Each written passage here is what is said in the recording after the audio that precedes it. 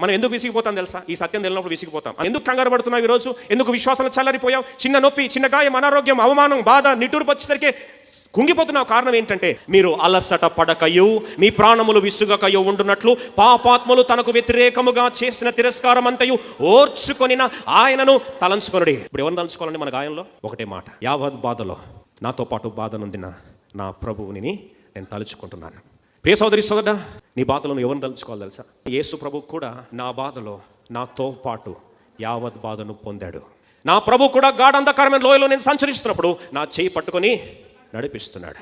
ఎప్పుడైతే ఆయనను తలుచుకుంటామో అలసట వచ్చిన తర్వాత లాస్ట్కి ఏమొస్తుంది? విసుగొచ్చేస్తాం, మనకు ఒకలాంటి విరక్తి చెందుతాం, ఇంకా నా వల్ల కాదనేస్తాం. అలాంటి టైంలో మనము ఆ ఓపికతో భరించిన మన ప్రభుని ఏం చేయాలి?